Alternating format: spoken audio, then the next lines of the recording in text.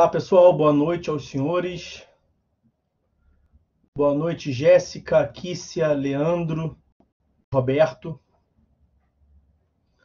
Vamos ao trabalho. No último encontro. Boa noite, Jéssica. Vamos dar continuidade de onde nós paramos.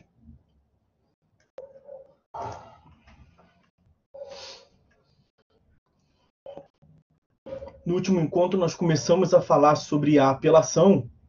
Falamos sobre o objeto da apelação, aquela mudança que o Código de 2015 trouxe no sistema de preclusão das decisões interlocutórias. Então, o objeto da apelação passou a ser as sentenças 1009 caput e as decisões interlocutórias não impugnáveis por agravo de instrumento, 1009 e os seus parágrafos.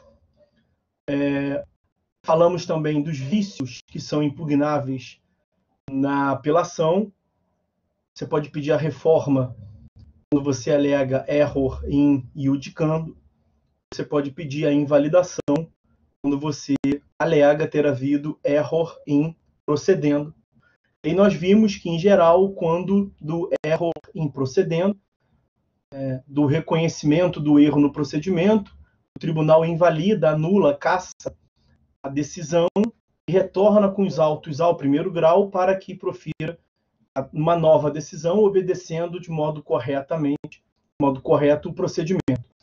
Mas nós temos no artigo 1013 e seus parágrafos, especialmente o parágrafo 3º, uma exceção a essa ideia, que é a teoria da causa madura, e nós terminamos a aula passada tratando da teoria da causa madura. Vamos dar continuidade ao estudo da apelação, portanto, vendo a interposição, alguns tópicos a respeito da apelação. Vou começar pela análise da interposição da apelação. E aí, quanto à interposição, é o seguinte: nós temos um procedimento bifásico a respeito da interposição. Tá? Nós temos, em primeiro lugar, a interposição do recurso de apelação perante o juízo sentenciante, juízo, portanto, de primeiro grau, de primeira instância.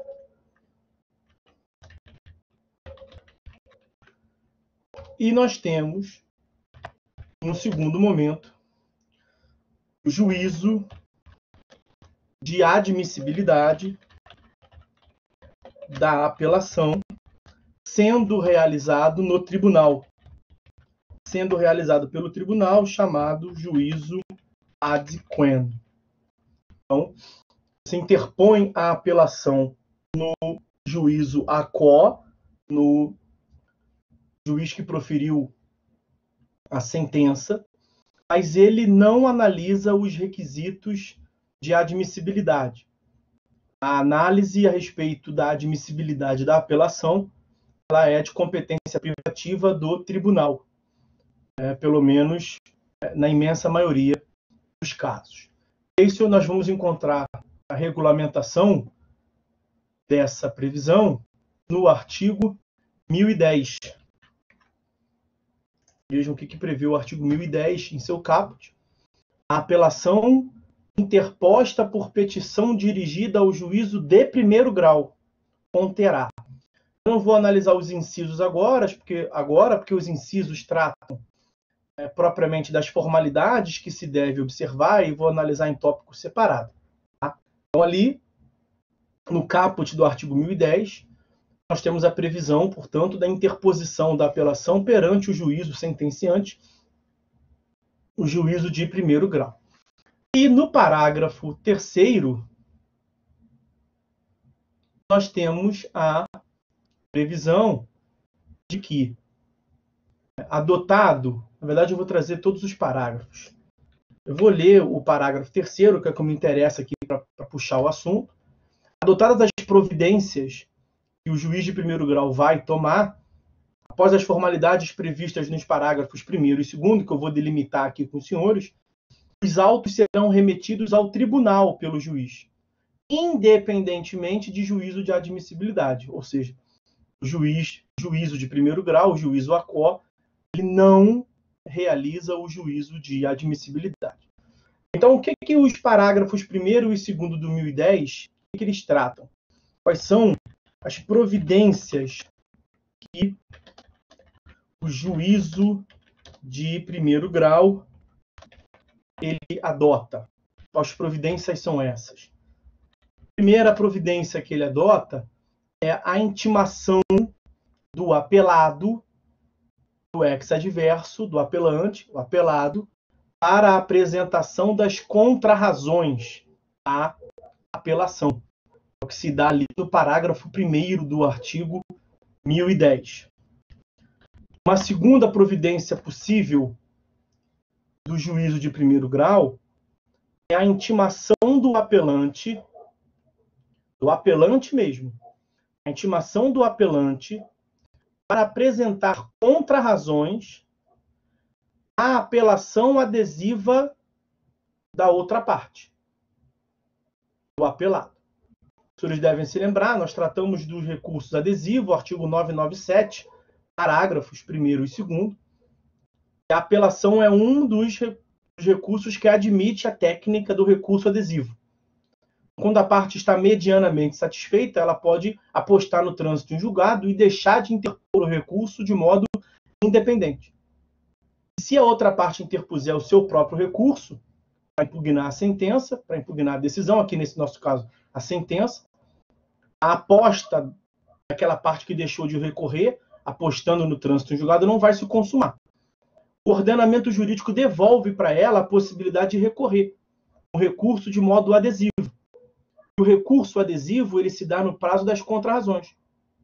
Então, na linha A, nós não teremos o prazo de 15 dias para o apelado oferecer contrarrazões, pois o apelado pode oferecer contrarrazões e também apelação adesiva.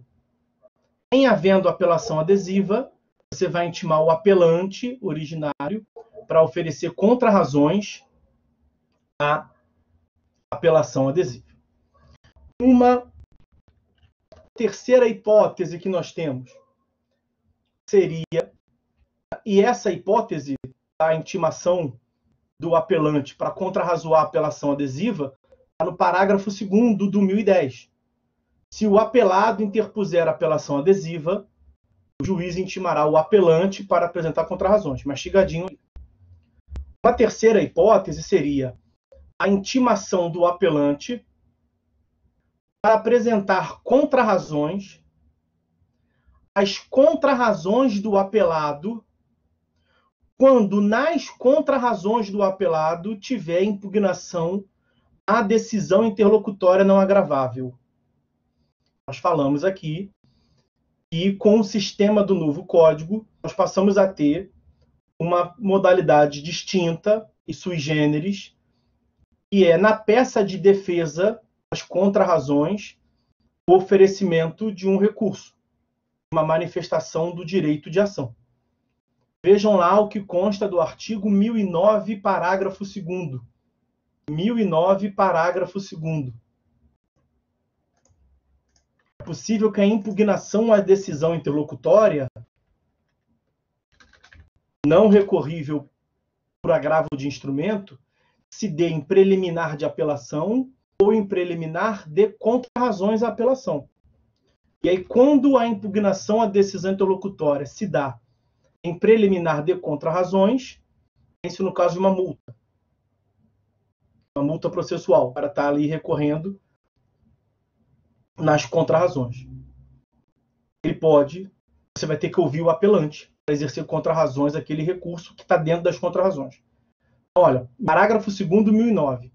Se as questões referidas no parágrafo 1º, decisão interlocutória não agravável de imediato, forem suscitadas em contrarrazões, o recorrente será intimado para, em 15 dias, manifestar-se a respeito delas.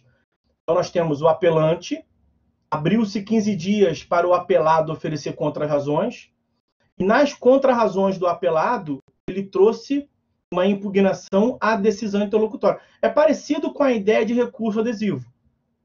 A linha B e a linha C são parecidas, só que no recurso adesivo é por uma outra via de impugnação, é em separado, formalmente separado. Está no 1010, parágrafo 2º. A impugnação de decisão interlocutória vem em preliminar de contrarrazões, e está no 1009, parágrafo 2º. Mas a lógica é a mesma. Você oportunizar ao apelante o exercício ao contraditório a uma impugnação realizada pelo apelado. Seja uma apelação adesiva ou uma impugnação de decisão interlocutória inserida nas contrarrazões por esse sistema diferenciado.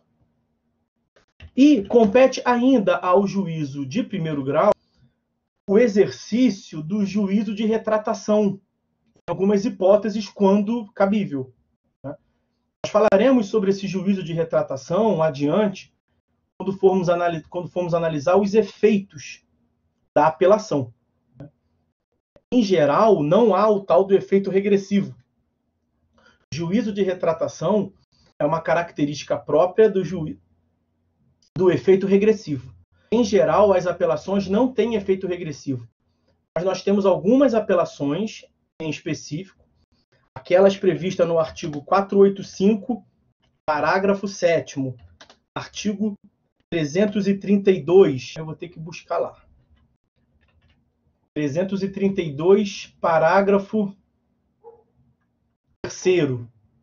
332, parágrafo 3º. E 331. 331. Então, e 331 numa ordem decrescente. É permitido, então são apelações sui generis que permitem ao juiz o exercício da retratação. Então, se for a hipótese do caso concreto, o juízo de primeiro grau, ao receber a apelação, ele vai poder adotar essas providências. Então, vejam que em nenhuma dessas providências que incumbem ao juízo de primeiro grau está o exercício do juízo de admissibilidade. Como eu coloquei aqui em cima, né, nesse procedimento bifásico, a segunda fase do procedimento de interposição da apelação, que é o juízo de admissibilidade, ela se dá no tribunal, o juízo ad quem. Se o juízo de primeiro grau ele exerce o juízo de admissibilidade na apelação, ele está usurpando a competência. Seria uma hipótese de usurpação de competência do tribunal. E como nós veremos, essa é uma das hipóteses de cabimento da reclamação. Reclamação que é uma ação específica. Reclamação com base no artigo 988, inciso 1º do CPC. O juiz de primeiro grau não pode exercer o juízo de não pode exercer o juízo de admissibilidade. Ele tem algumas providências a adotar, basicamente providências administrativas, oportunizar, não é propriamente jurisdicional, né? Ele vai oportunizar o contraditório, ele não tem decisão nenhuma a tomar, né? Ele cumpre o seu ofício, ele termina o ofício jurisdicional ao proferir sentença. E ele vai ali cumprindo a lei, oportunizando o contraditório para um, para outro. Dependendo do que o apelado fez, trouxe impugnação nas contrarrazões, ou trouxe apelação adesiva, aí ele vai ter que ouvir a outra parte. Cada caso é um caso. Embrulha aquilo para presente, como eu costumo dizer de brincadeira, embrulha tudo aquilo para presente e manda para o tribunal. Mas homenagem de estilo, como se diz. Ele não pode se manifestar sobre a admissibilidade, porque tem norma expressa no sentido lá do 1010, parágrafo 3º, independentemente de juízo de admissibilidade. Se ele se manifesta a respeito da admissibilidade, ele está metendo o bedelho, ele está se pronunciando sobre algo que não é de sua competência. E nessa hipótese seria cabível, portanto, a ação própria de reclamação. Nós não estudamos ainda. Vamos ver como é que vamos fazer isso aí para o final a gente tratar da reclamação 988, inciso 1º. Ok?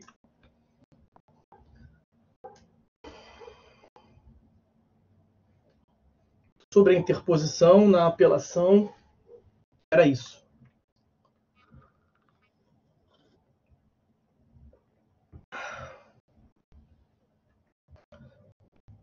No segmento, a apelação, o próximo tópico que temos que ver na apelação são as formalidades, os requisitos formais da apelação, artigo 1010. Os senhores devem se lembrar que eu trouxe ainda há pouco para os senhores o caput do 1010, e eu falei assim, olha, vou deixar os incisos para ver depois com os senhores, eu vou tratar de modo separado, que são os requisitos, né? Então, a apelação interposta por petição dirigida ao juízo de primeiro grau, tratamos quando da interposição ainda agora, conterá, e tem as exigências que deve conter a petição do recurso de apelação. Uma primeira exigência, que não está nesses incisos aí, mas que a doutrina traz, está no caput, na verdade, olha, a apelação interposta por petição. É a escritura. Né? Uma primeira formalidade é a escritura. No sistema civil clássico, tradicional, não se admite o oferecimento de apelação, portanto, pela via oral.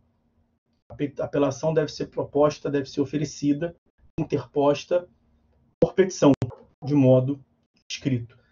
E aí os incisos vão trazer as exigências formais da apelação, e os senhores verão que não tem nada demais. Quer ver? Inciso primeiro, os nomes e a qualificação das partes. Vejam, são os elementos subjetivos da demanda, né? As partes. Lá na petição inicial, isso estaria no artigo 319, inciso 2º, né? Nome, sobrenome, prenome, profissão, estado civil.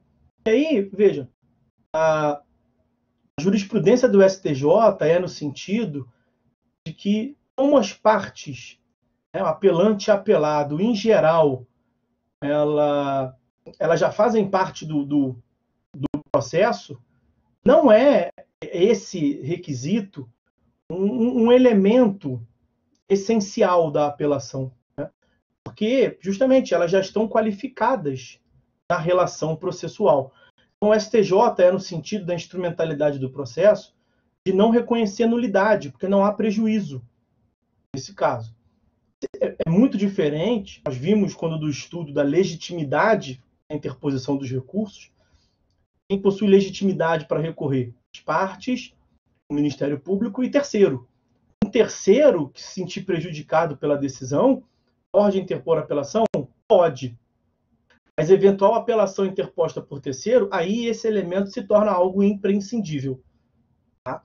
Em geral, esse inciso primeiro, exceção feita à apelação interposta por terceiro, os nomes e a qualificação das partes, não se revela um elemento imprescindível. Por quê? Porque, na verdade, as partes já estão qualificadas e esses dados já constam do processo. Inciso 2º do artigo 1010. A exposição do fato e do direito. Inciso 3º. Vamos analisar os dois juntos. As razões do pedido de reforma ou de decretação de nulidade. Olha lá, reforma, error in iudicando. Decretação de nulidade, error in procedendo. Veja, exposição do fato e do direito. As razões que te levam a pedir, as razões do pedir. Vejam isso, meus amigos, os incisos 2º e 3º desse artigo 1010 não são nada mais, nada menos do que a causa de pedir recursal. É a causa de pedir recursal. Nós vimos, dentre vários princípios que nós temos aqui, a respeito dos recursos, o princípio da discursividade. Naturalmente, ao interpor o recurso, a parte tem que demonstrar se ela está impugnando uma decisão judicial, se ela está, ao final, pedindo a reforma, se ela está, ao final, pedindo a nulidade, ela tem que demonstrar o porquê que a decisão impinjada ela é nula. porque que ela é equivocada. Isso é algo elementar, né? Isso decorre naturalmente de um dever de argumentação, um ônus argumentativo reforçado, que eu venho falando tanto.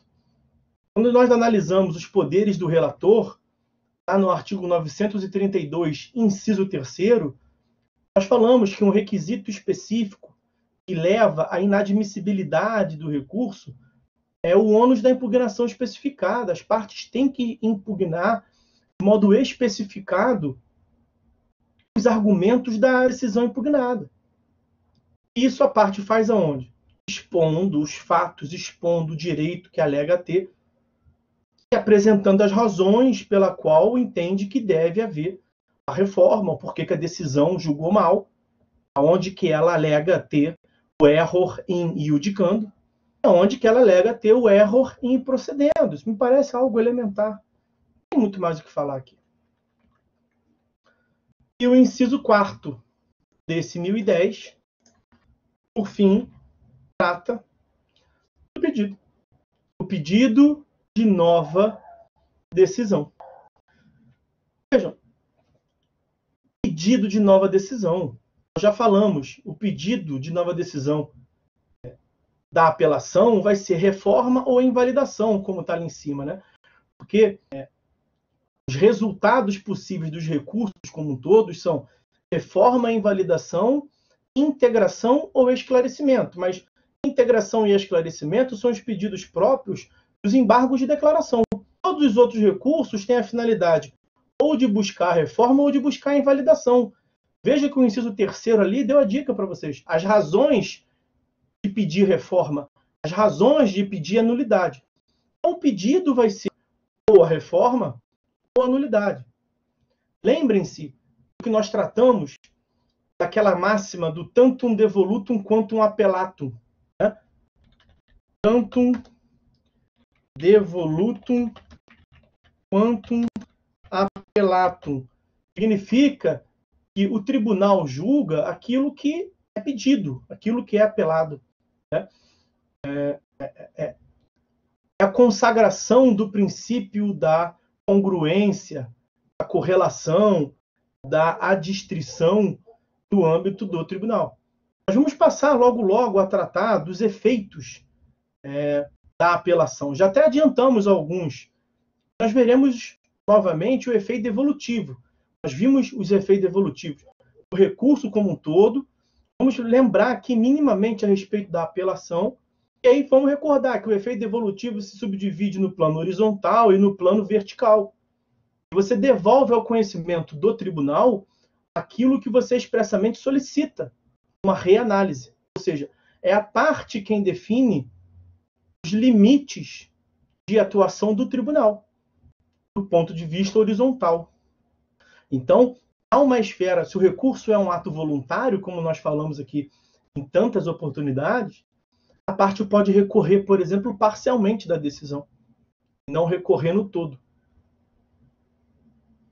A parte deve, o tribunal vai tomar conhecimento até onde ele pode ir, justamente quando da análise do pedido. Percebam, 1010, inciso 1º,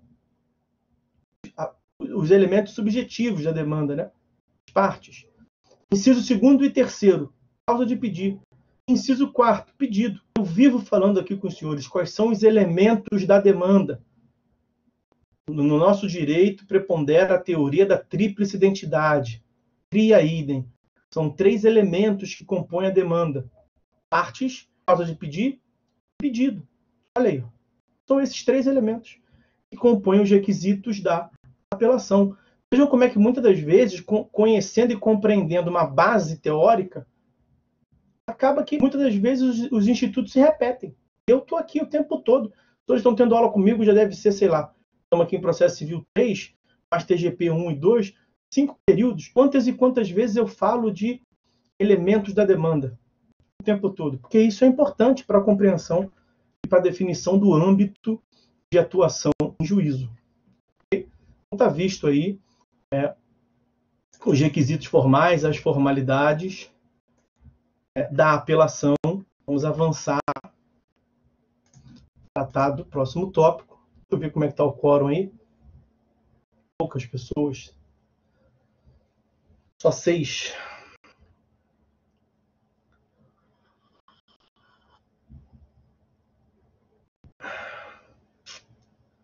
Vamos lá, vamos avançar. Temos que terminar a apelação, começar a grave de instrumento. Algo mais eu falo a respeito da prova com vocês, tá? Estou tentando ver se o quórum aumenta um pouquinho. Vamos seguir.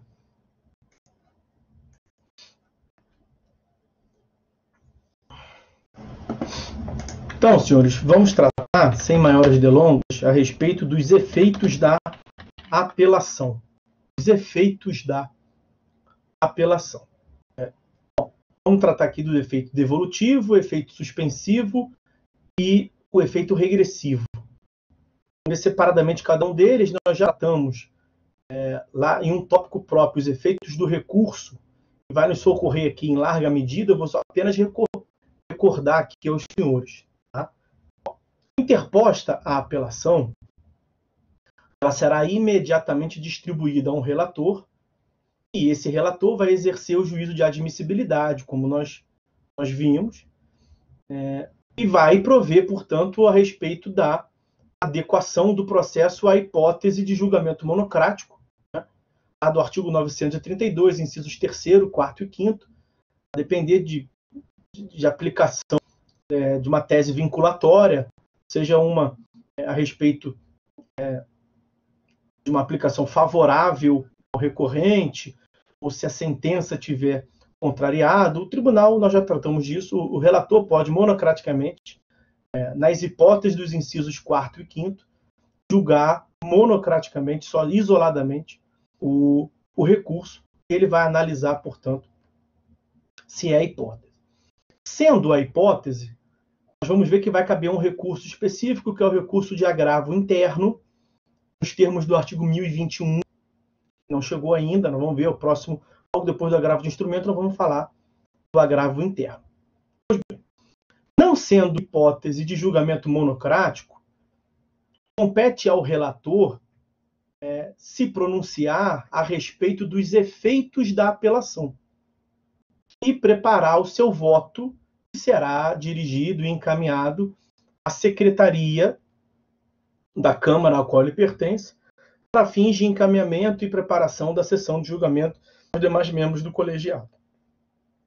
E nós estamos aqui tratando, portanto, dos efeitos da apelação.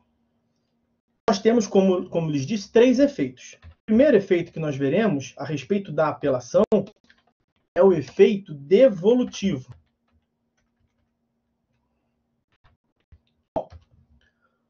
O efeito devolutivo está regulado no capítulo da apelação, no artigo 1013.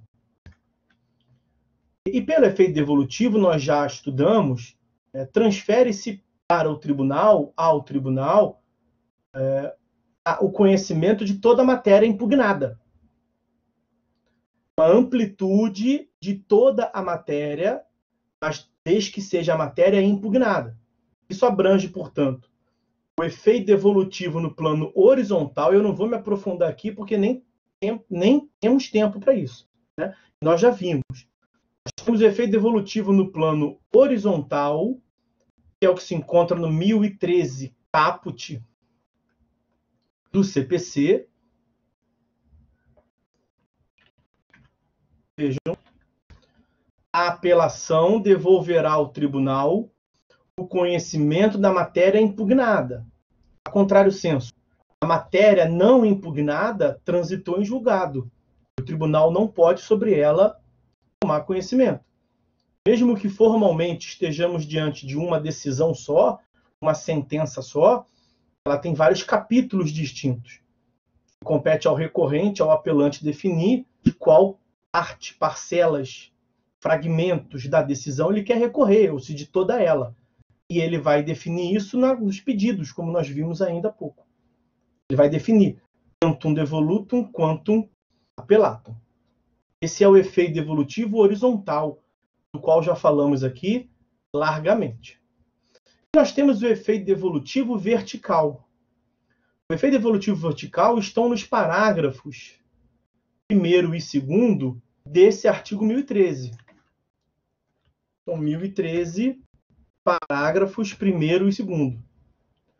Serão, porém, objeto de apreciação e julgamento pelo tribunal todas as questões suscitadas e discutidas no processo, ainda que não tenham sido solucionadas, desde que essa parte que é final, desde que relativas ao capítulo impugnado. Então, dentro do capítulo impugnado, o tribunal pode analisar tudo.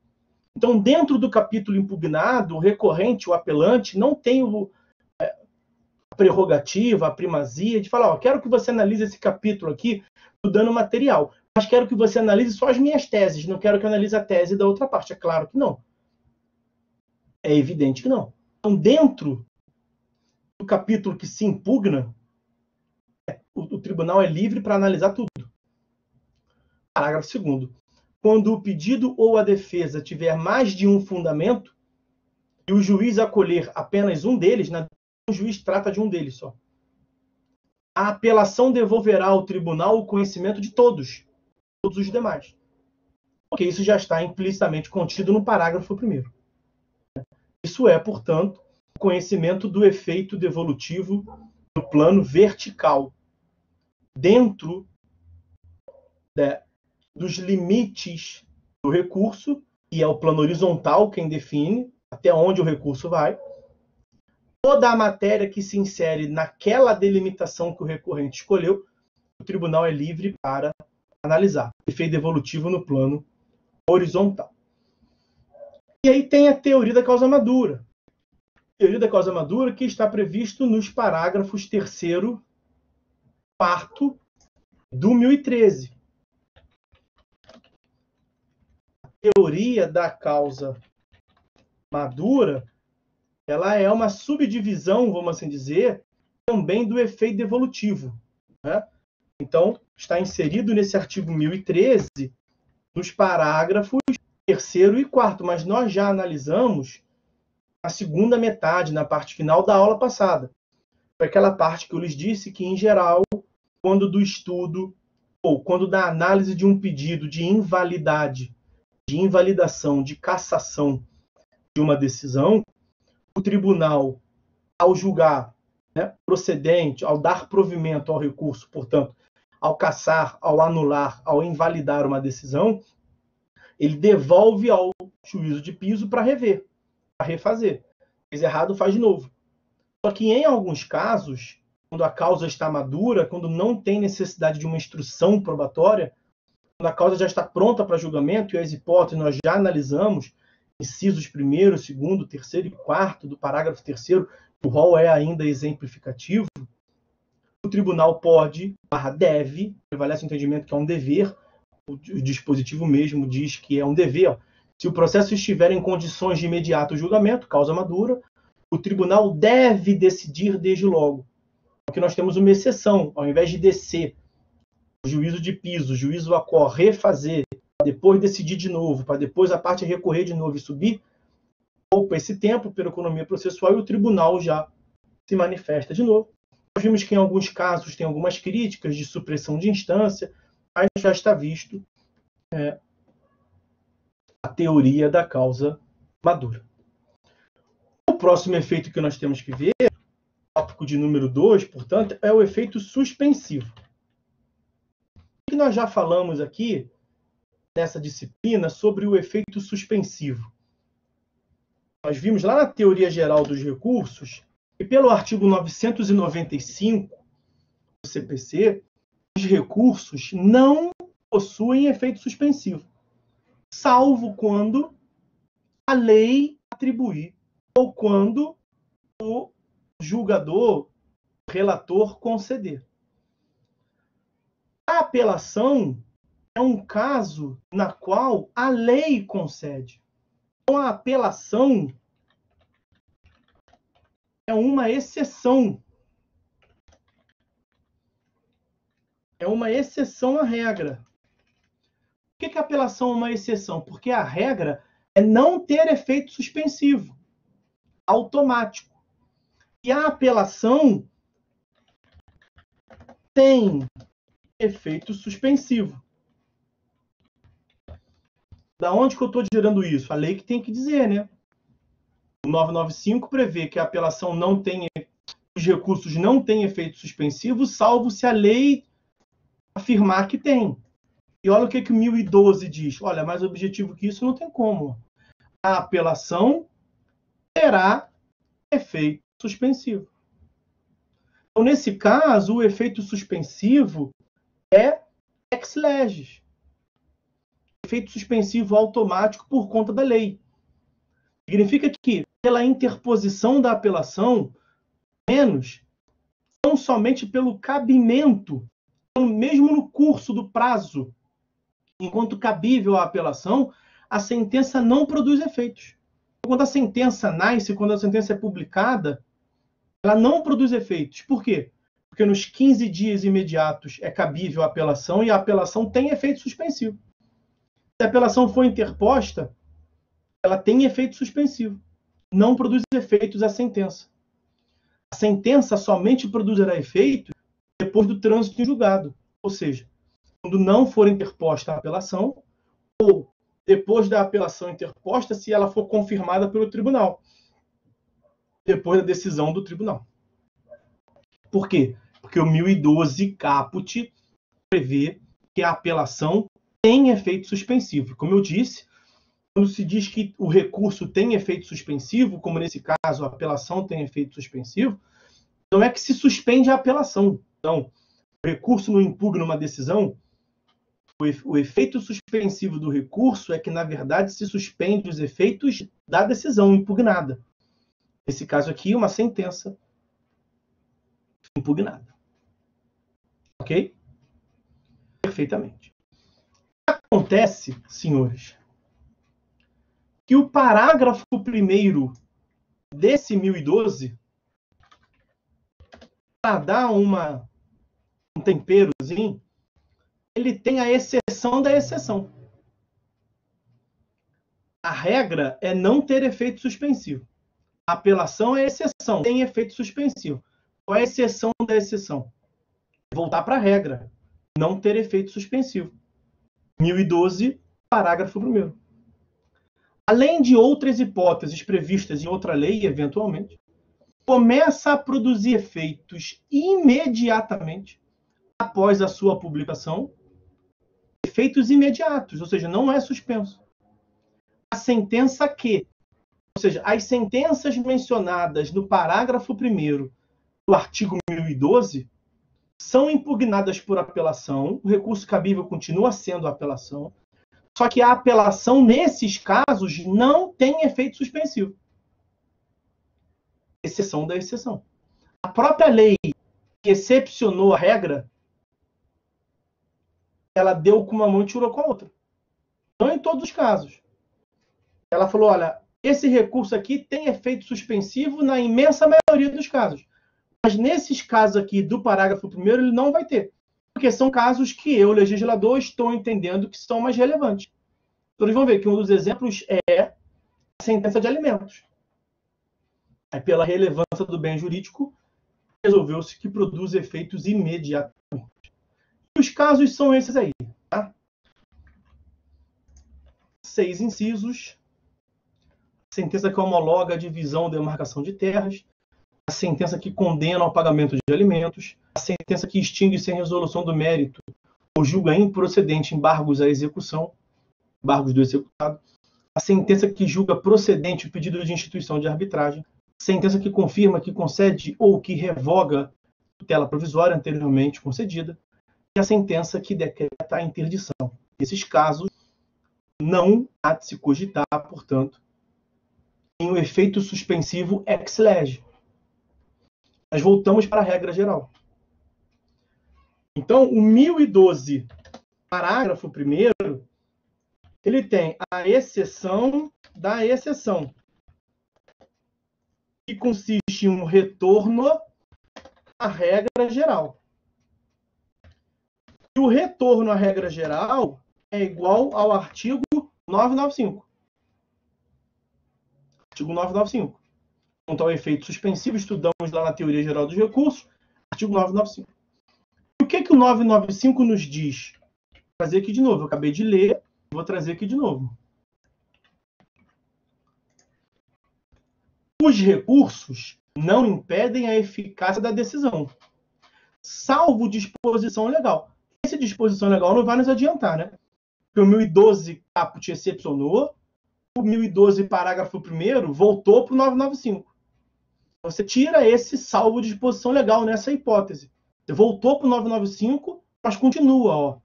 Ou decisão judicial em sentido diverso. Quer dizer, nas hipóteses do 1012, parágrafo 1º, que são sentenças impugnáveis por apelação desprovidas de efeito suspensivo, será que não tem jeito? Ou será que o apelante, o recorrente, pode buscar a concessão de efeito suspensivo perante o relator? E é essa a resposta.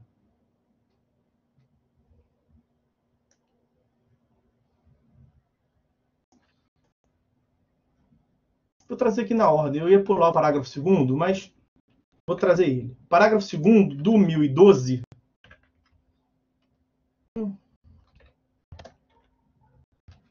parágrafo 2º do 1012 vai ver que nos casos do parágrafo 1º, como a apelação não tem efeito suspensivo, a sentença está produzindo efeitos. Se está produzindo efeitos, é possível o cumprimento da sentença. Vai ser um cumprimento provisório. Isso é matéria de execução, tá? Seria uma execução provisória. Isso aqui os senhores verão em processo civil 4. Só para não pular o dispositivo e vocês ficarem perdidos. Eu não vou me aprofundar neles, não. Agora sim, 1012, parágrafos 3º e 4º. O pedido de concessão de efeito suspensivo, nas hipóteses do parágrafo 1º, poderá ser formulado por requerimento dirigido ao tribunal ou ao relator. Aí depende da onde se encontra o processo, né? O processo está no 1º grau, sendo ainda preparada aquelas providências que o juiz de 1º grau toma. Ouvir o apelado, se o apelado trouxe uma apelação adesiva, se ele trouxe uma impugnação à decisão interlocutória nas suas contrarrazões, você escuta o apelante em contrarrazões também. Então, toma um certo tempo para que o juízo de 1º grau adote as providências e mande para o tribunal para analisar. Nesse caso, você vai pedir diretamente ao tribunal. Se já está no tribunal e tem o relator, você vai pedir o efeito suspensivo diretamente para o relator. Simples. Parágrafo 4º. Nas hipóteses do parágrafo 1º, apelação sem efeito suspensivo, a eficácia da sentença poderá ser suspensa pelo relator. E é o que o 995, parte final, prevê, por decisão judicial. Se o apelante demonstrar a probabilidade de provimento do recurso, ou se, sendo relevante a fundamentação, houver risco de dano grave ou de vício reparação. Então percebam que pelo 1012, parágrafo 4º, nós temos duas hipóteses. Se o apelante mostrar a probabilidade de provimento do recurso. Essa parte aqui, que eu vou destacar para os senhores, permite a concessão do efeito suspensivo mediante tutela provisória, mediante tutela da evidência. Mediante tutela da evidência. E a parte final, depois ali, ou se o apelante demonstrar, por um pouquinho, sendo relevante a fundamentação, houver risco, ó, se o apelante demonstrar, vai pular essa parte que nós acabamos de botar aí, vai continuar desse jeito. Se o apelante demonstrar que, sendo relevante a fundamentação, fumus boni iuris, houver risco de dano grave de difícil reparação, periculo in mora. Essa parte final é o da tutela da urgência. Então, o 1012, parágrafo 4º, que trata as hipóteses da apelação que não tem efeito suspensivo, 1012, parágrafo 1º, a exceção da exceção, ele permite que o relator conceda efeito suspensivo a essa apelação mediante o preenchimento dos requisitos da tutela da urgência ou da tutela da evidência. Ele tem duas hipóteses. Por que é importante tratar disso? Porque o 995, no parágrafo único, e que nós vimos lá na teoria geral dos recursos, o 995 prevê a eficácia da decisão recorrida poderá ser suspensa por decisão do relator se da imediata produção de seus efeitos houver risco de dano grave, de difícil ou impossível reparação, e ficar demonstrada a probabilidade de provimento do recurso. Vou destacar aqui a mesma coisa que eu fiz, ó. Essa segunda parte é dos requisitos. Pelo 995, parágrafo único, que serve para os recursos como um todo, os requisitos são da tutela de urgência.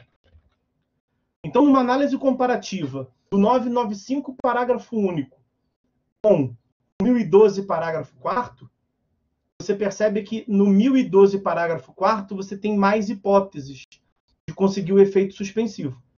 Isso já está na exceção da exceção da exceção. Além da regra geral de conseguir efeito suspensivo batendo na porta do relator, mediante os requisitos da tutela de urgência, fumus boniuris, periculo e mora, você também pode pedir demonstrando uma elevada probabilidade, que é a evidência. Tutela da evidência. Ok?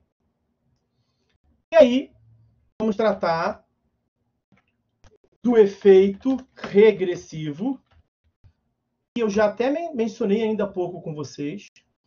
O efeito regressivo, ele consiste no juízo de retratação.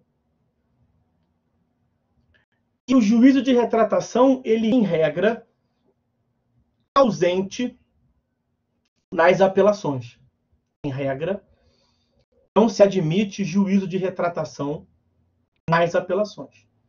Exceção feita a alguns poucos casos. Então, em regra, ausente. Exceção. Primeira exceção. Artigo 331, que trata do indeferimento da petição inicial. Artigo 332, parágrafo 3º, não foi o que eu falei agora? Peguei lá? Foi. Que trata do julgamento liminar de improcedência. Improcedência liminar do pedido. E terceira hipótese, que é a hipótese mais genérica, artigo 485, parágrafo 7º, que trata das hipóteses de sentenças terminativas, sentenças que não analisam o mérito.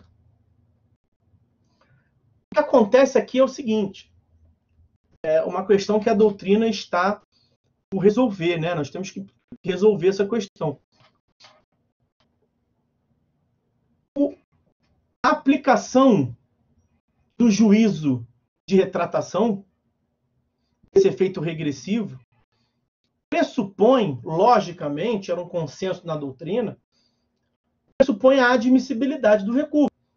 Você não vai permitir o juízo de retratação em um recurso inadmissível. Será que o juiz pode exercer juízo de retratação numa apelação interposta no dia de número 50? No 50º dia? A apelação é cabível no prazo de 15 dias. Essa apelação seria intempestiva. Mas qual é o problema que nós temos aqui? Nós vimos lá na questão de interposição. Nós temos um procedimento bifásico e o juiz não pode exercer um juízo de admissibilidade do recurso. Então, a lei diz que o juiz vai exercer juízo de retratação nessas hipóteses, mas a lei também diz, nós vimos no 1010, parágrafo 3º, que cumpridas as providências que incumbe a ele, nós já vimos quais sejam, no 1010, parágrafo 3º, ele vai remeter para o tribunal independentemente de juízo de admissibilidade. Uma interpretação possível é que, nesse caso, ele não é o caso de remeter para o tribunal, né? Então, o exercício do juízo de retratação seria uma exceção à regra. Então, Uma interpretação conciliadora seria afirmar que, nesses casos do 331, 332, parágrafo 3º, ali está 458, acabei de ver, é 485, parágrafo 7º, tá? Eu falei um e coloquei outro, é a pressa. Nessas hipóteses que a lei permitiu o excepcional juízo de retratação ao juízo aquó, ao juízo sentenciante, que ela teria atribuído também, excepcionalmente, implicitamente, logicamente, o exercício do juízo de admissibilidade ao juiz de primeiro grau. É nesse sentido, inclusive, o entendimento de número 293 do Fórum Permanente de Processualistas Civis. Para concluirmos de vez a apelação, senhores, falta só falar, não tem nem muita coisa que falar não, sobre esse tópico aí, fatos novos. Tá?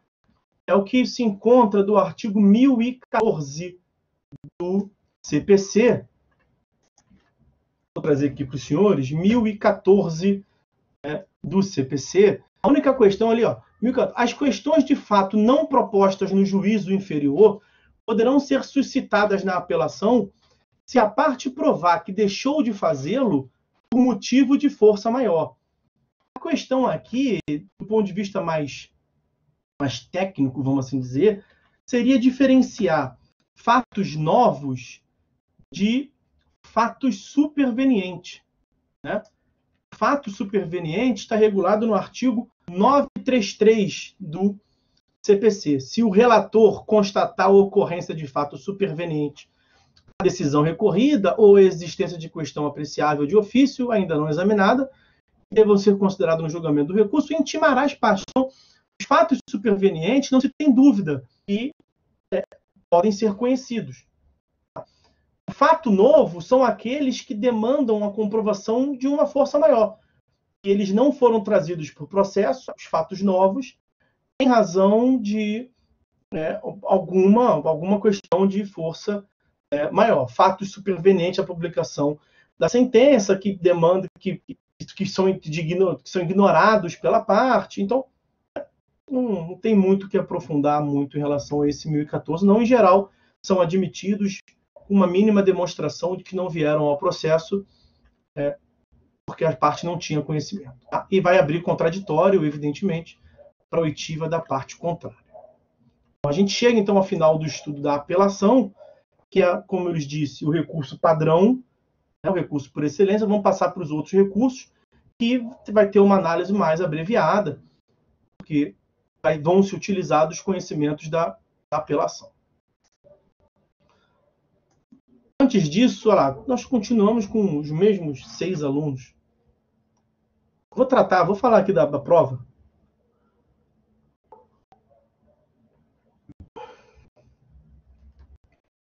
Esperando ver se chegava mais alguém para diminuir a chance de ter que ficar repetindo depois. Seguinte. Os senhores estão aí? Edilando, Jéssica, Kícia, Leandro, Luana, Roberto? Sim, Leandro respondeu sim. Tá. Seguinte, olha só. Estou. Sim. De bola. Olha só. Quando eu fui fazer a prova, eu basicamente tinha a opção de pegar a matéria no momento que eu estava fazendo a prova, a P1, até o momento que eu estava fazendo a prova. Eu ia ter um tópico, 2 tópicos para cobrar. Aí eu descartei logo de plano essa hipótese. Eu teria a opção de pegar desde o começo da disciplina até o momento que eu fui fazer a prova. Eu descartei essa opção também porque não é assim que eu adoto de modo geral na minha prática. Em geral, eu cobro até a P1, matéria do começo até aquela data, da P1 até a P2, matéria ministrada a partir da P1. Mas esse semestre totalmente loucão, diferenciado. Nós estamos tendo que elaborar a prova com 1 mês praticamente de antecedência. E isso impacta muito, sobremaneira. que eu fiz? Eu fiz uma projeção mental, eu idealizei o que nós vamos falar até a semana do dia, que os senhores... É o dia da semana que os senhores têm para entregar a prova. É uma sexta-feira, dia 27. A aula da semana correspondente deve ser, sei lá, se a memória não me trai, dia 24. 7, 26, 25, 24, imagino que seja o dia 24. Fiz uma projeção, então, o que eu falaria hoje, dia 10, o que eu falaria dia 17, o que eu falaria dia 24. E cobrei esses pontos. Agora, naturalmente, pode acontecer, eu não consegui abordar todos os tópicos que lá estão na prova. Por várias razões, dificuldade técnica. Esses dias minha mulher passou por uma cirurgia, eu tive que marcar aula de reposição com vocês, vai saber. Ontem eu fui entrar numa turma e a minha câmera não estava funcionando. Funcionava em todos os lugares, menos aqui no aplicativo. Primeira vez que aconteceu no semestre isso. Outra coisa pode acontecer, enfim.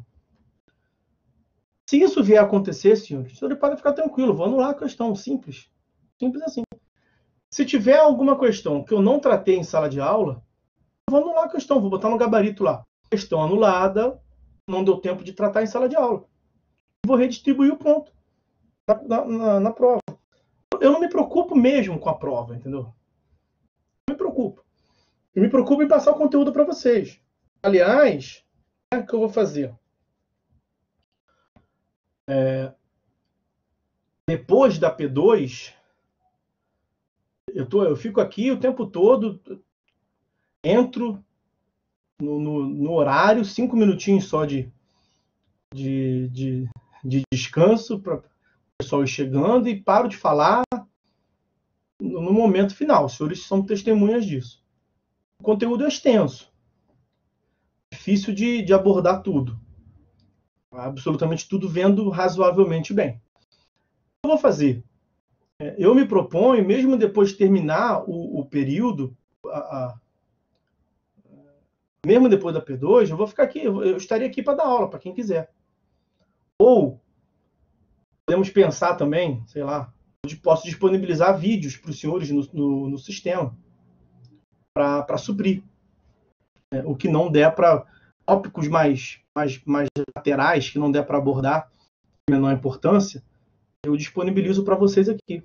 Material em PDF que eu tenho, disponibilizo para vocês. Aí, mais para o final, a gente vê como é que vai ser o gosto, a preferência de vocês. Tá? Ainda sobre a prova. A prova tem 70% da prova é de questões de múltipla escolha. Os senhores encontram, sem maiores dificuldades, a resposta no código. Vocês sabem que questão múltipla escolha, o examinador, por uma questão de segurança, busca a resposta no código. A imensa maioria nós já tratamos aqui. Efeitos do recurso, as características dos recursos, princípios, sei lá. Imagino que tenha questões sobre apelação. Vamos começar a falar agora do agravo de instrumento. Vou até pensar aqui como é que eu vou fazer quanto ao agravo de instrumento. Por conta da hora. Acho que eu vou inverter um pouco a ordem aqui do agravo de instrumento. Estudo do agravo de instrumento. Então, conforme as aulas forem passando, os senhores podem esperar. Aí fica a gosto de cada um, né? Eles podem esperar para ir assistindo a aula com a prova do lado, sei lá. Suponho assim. Quem já pegou para fazer a prova já deve ter conseguido fazer ali bastante questões. Nós já vimos muitas questões. Quem não conseguiu fazer uma questão ou outra, porque nós não abordamos ainda, vamos supor que tem uma questão sobre apelação. Nós terminamos hoje. Assiste a aula com a prova do lado. Aí eu vou responder. Agravo de instrumento, vamos começar daqui a pouco. Vai assistindo a aula com a prova do lado. Chega uma hora que eu vou falar sobre o tópico. Se você não aguentar esperar, você pode encontrar a resposta na doutrina, na lei, ou no meu canal do YouTube. Se quiser procurar na minha plataforma lá, é gratuito, vocês vão encontrar a resposta das questões. Não tem dificuldade para encontrar. Ok? Os senhores viram a prova lá? Alguém tem alguma dúvida sobre a prova?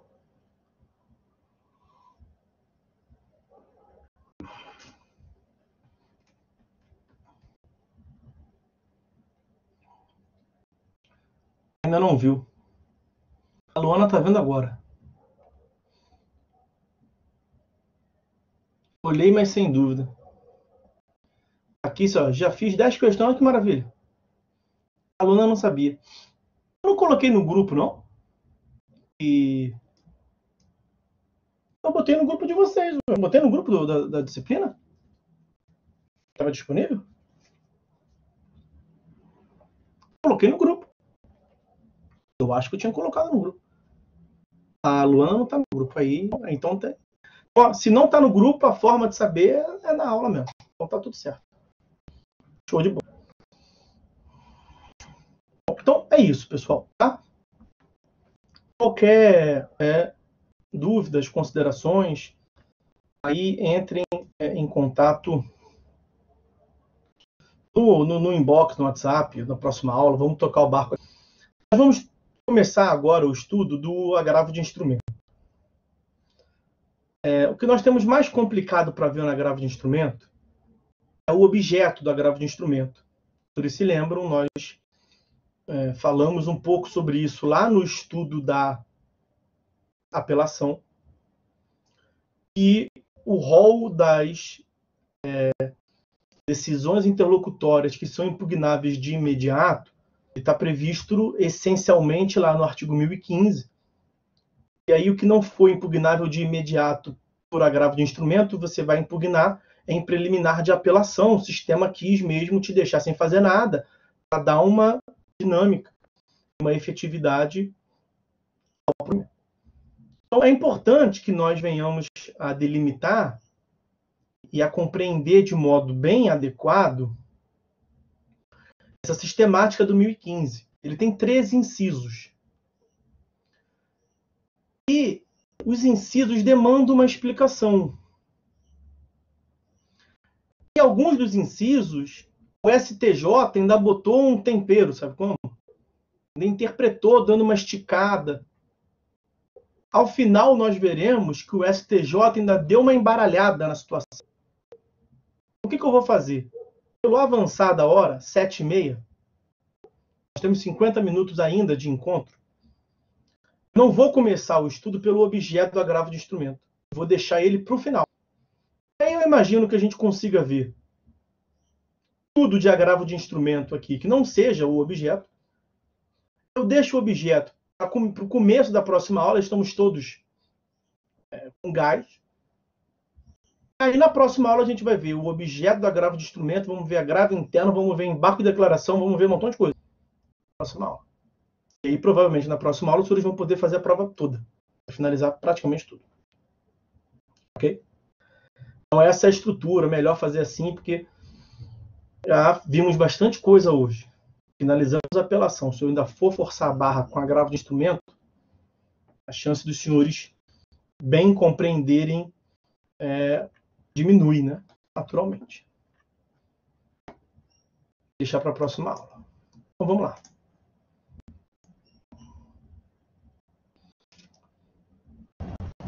Então, meus amigos, como nós falamos, vamos começar o estudo do agravo de instrumento. Recurso agravo de instrumento. O recurso do agravo de instrumento está previsto entre os artigos 1015 e 1020 do digníssimo Código de Processo Civil, do CPC. Nós vamos pular o estudo do objeto, que é justamente 1015, as decisões interlocutórias que são impugnáveis de imediato, vamos deixar para ver adiante, em separado. Vamos começar tratando do artigo 1016, como é que se dá a interposição do agravo de instrumento, artigo 1000, botei errado, não é 1015. Foi erro aqui de digitação, é o artigo 1016, me perdoem, vou corrigir agora, 1016. 1016 do CPC. Bom, primeiro, Primeira consideração, não está nem no 1016, só para fins de recordação, isso está no artigo 1003, parágrafo 5º, e nós já vimos, é o prazo de 15 dias. Né? O recurso de agravo de instrumento ele é cabível no prazo de 15 dias. E aí vai o 1016 nos afirmar que o agravo de instrumento será dirigido ao tribunal competente, preenchendo os requisitos. Não nos importa aqui os requisitos, nós veremos os requisitos no momento próprio. Eu quero aqui destacar para os senhores que, diferente da apelação, os senhores se lembram que a apelação ela é interposta no juízo de primeiro grau? O agravo de instrumento não. O agravo de instrumento ele é interposto diretamente no tribunal. Uma outra previsão nesse sentido é o 1017, parágrafo 2º, que também trata da interposição. 1017, parágrafo 2º. No prazo do recurso, 15 dias, 1003, parágrafo 5º, o agravo, nós estamos no capítulo do agravo de instrumento, o agravo de instrumento será interposto por protocolo diretamente no tribunal, TJ do Rio de Janeiro, lá na capital, do tribunal respectivo, no protocolo da própria comarca, protocolo integrado, né? Eu estando aqui em Friburgo, autos físicos, eu vou lá na sede do TJ aqui em Friburgo, protocolo, e ele vai mandar por malote para o TJ, para o edifício central. E o terceiro, por postagem, sob registro com aviso de recebimento, protocolo pelo correio. Nós vimos que considera-se, inclusive, a data da postagem, lembra? Do 1003, parágrafo 4º. Transmissão via fax. Os senhores se lembram? Facsímile. Os termos da lei, tem uma lei que regulamenta isso, tudo isso está indo muito em desuso por conta da lei do processo eletrônico. Então, vejam, meus amigos, por essa característica, esse fato do agravo de instrumento ser interposto diretamente no tribunal, isto é costumeiramente chamado pela doutrina como sendo o efeito devolutivo e imediato. O agravo de instrumento teria essa característica de contar com efeito devolutivo imediato, gerando, portanto, ocasionando uma transferência imediata, desde logo, do conhecimento da matéria ao tribunal, sem perpassar, sem ter o intermédio, portanto, do protocolo no juízo de primeiro grau para depois remeter. Os autos tramitam no juízo de primeiro grau, os autos originários, a decisão interlocutória que foi impugnada foi proferida no juízo de primeiro grau, e lá está ainda o processo. A lei prevê a impugnação imediata daquela decisão, você vai levar imediatamente para o tribunal. Você interpõe o recurso diretamente no tribunal. Efeito devolutivo imediato.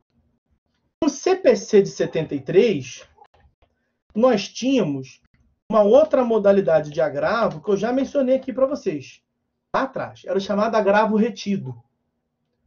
No CPC de 73, nós tínhamos o agravo de instrumento de lado, agravo retido do outro.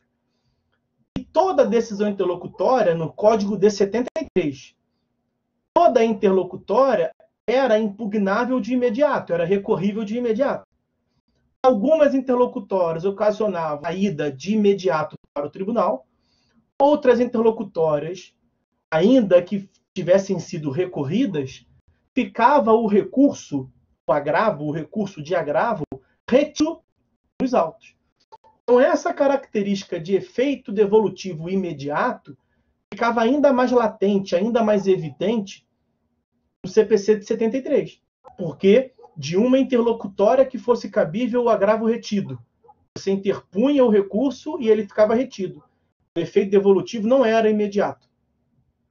De uma outra interlocutória que coubesse agravo de instrumento, você interpunha o recurso e ele ia para o tribunal, diretamente para o tribunal. Por isso que é tradicional essa denominação, essa característica de efeito devolutivo imediato.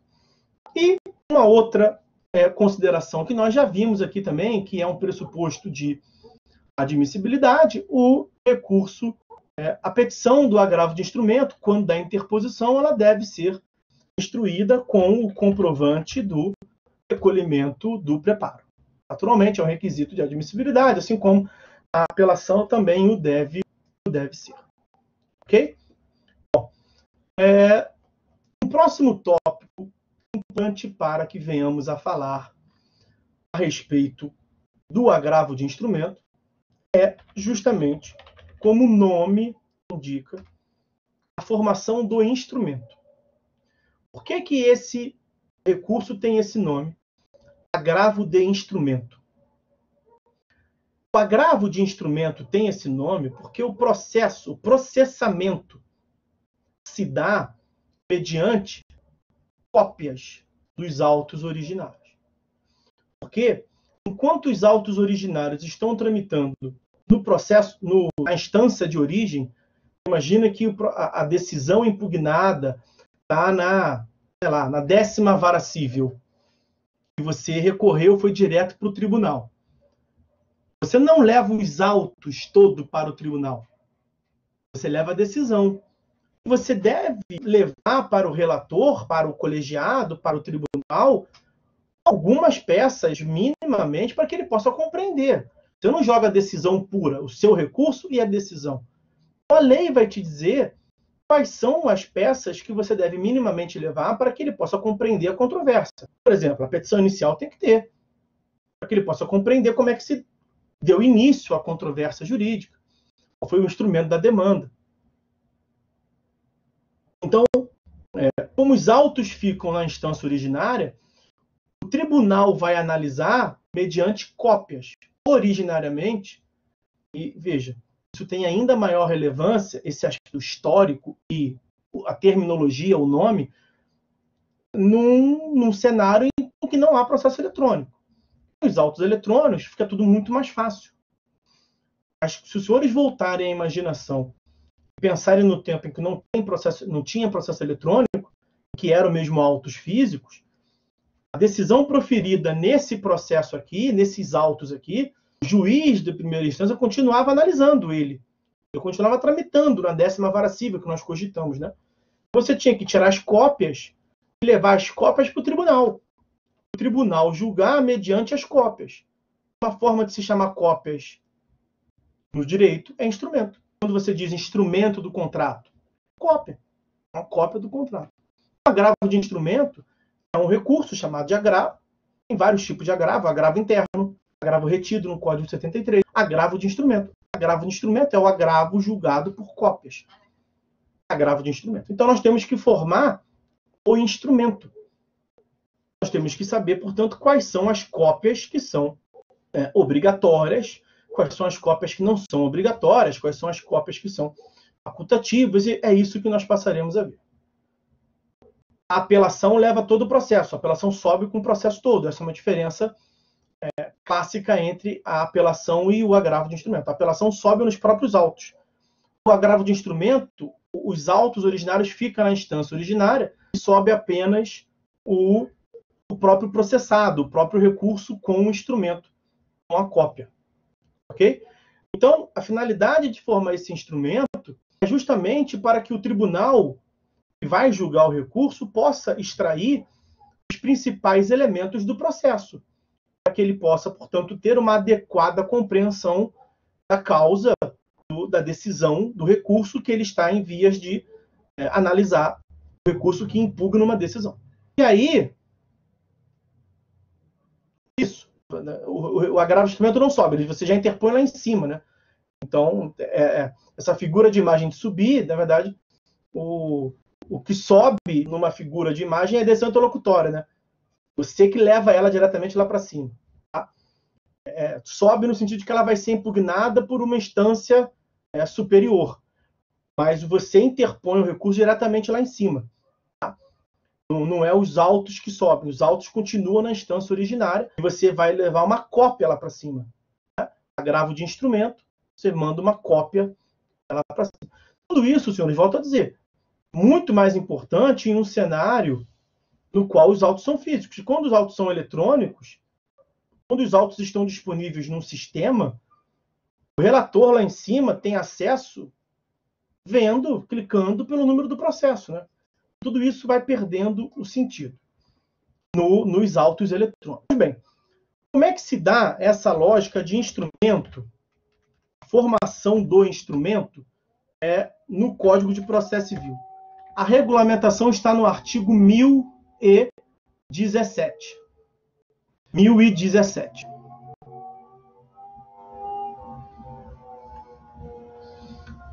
E aí, o que eu falei ainda agora aqui, ó, dos autos eletrônicos, olha o que é que prevê. Vamos começar pelo parágrafo 5º, que faz referência aos autos eletrônicos. Sendo eletrônicos os autos do processo, dispensam-se as peças referidas nos incisos 1º e 2º, que nós veremos, são as peças obrigatórias, facultando-se ao agravante anexar outros documentos que entender úteis para a compreensão da controvérsia. Por que ele não tem que juntar cópias tidas por obrigatórias? Porque o relator e toda a corte, todo o colegiado vai ter acesso a toda a informação que consta lá embaixo, porque está digitalizado. Eles têm acesso porque está disponível no sistema. Assim como eu consigo ver aqui de Friburgo, assim como eu consigo ver se eu viajar para Frankfurt, de qualquer lugar do mundo, tendo acesso à internet. Eles vão ter acesso da casa deles, vão ter acesso do tribunal. Tudo isso facilita. O que nós estamos falando aqui são de autos não eletrônicos, portanto. A nossa realidade caminha cada vez mais para os autos eletrônicos. Mas é aquela consideração que eu sempre faço com os senhores. Nós não podemos esquecer que o Código de Processo Civil ele não foi feito para o Rio de Janeiro, capital, para São Paulo, capital, nem para Minas, Rio Grande do Sul, capital. Foi feito para o Brasil como um todo. A realidade no Brasil como um todo não é de implementação no Brasil ainda, como um todo, do processo eletrônico. Vamos tratar aqui do 1017 como um todo, porque cai em concurso, porque os senhores têm que saber, porque os senhores podem ser transferidos para uma localidade, os senhores podem atuar num escritório de âmbito nacional e que tem que saber, portanto, a regra do 1017 é uma regra válida. Então, o 1017 ele vai prever as cópias que são tidas como obrigatórias e as cópias facultativas. Olhem o caput. A petição de agravo de instrumento será instruída. Ela deve ser acompanhada. Inciso 1º. Obrigatoriamente. Espera aí que eu estou com dificuldade para marcar que foi. Vai lá.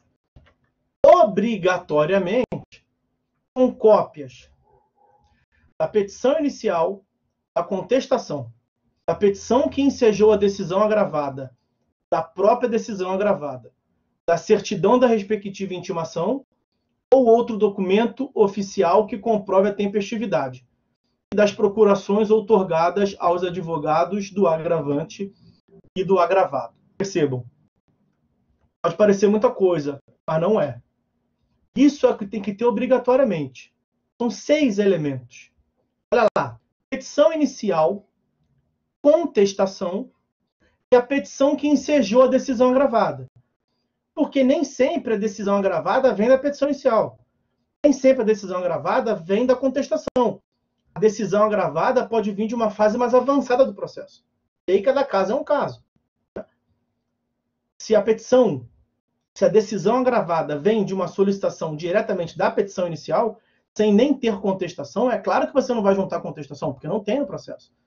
Se não tem uma outra petição que seja decisão agravada, porque ela vem da inicial, você vai explicar tudo isso. Aliás, eu vou logo adiantar. É o inciso 2º.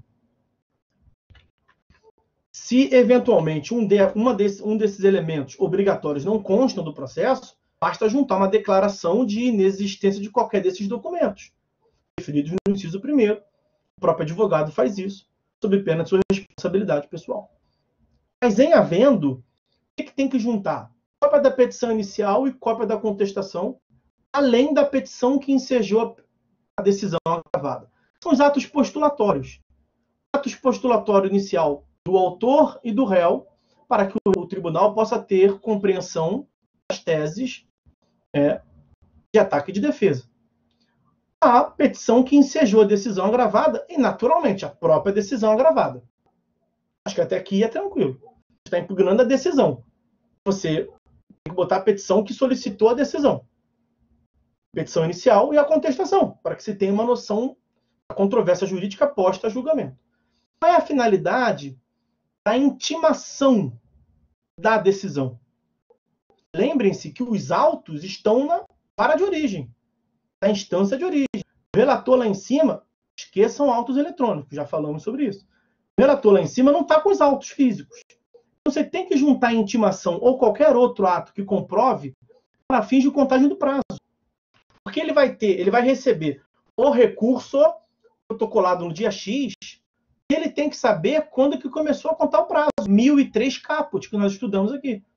Então, por isso que você tem que juntar obrigatoriamente a data da intimação da decisão, para que ele possa ver se o seu recurso de agravo é tempestivo, para fins de checagem da tempestividade. Última exigência, a procuração das partes, para que ele possa checar se você pode falar em nome da parte, se você tem capacidade postulatória, e também se o advogado da outra parte, quando interpuser contra-razões, pode falar em nome da outra parte. Por isso que se exige as procurações outorgadas aos advogados do agravante e do agravado. Então, veja, me parece ter uma lógica a respeito dessas decisões.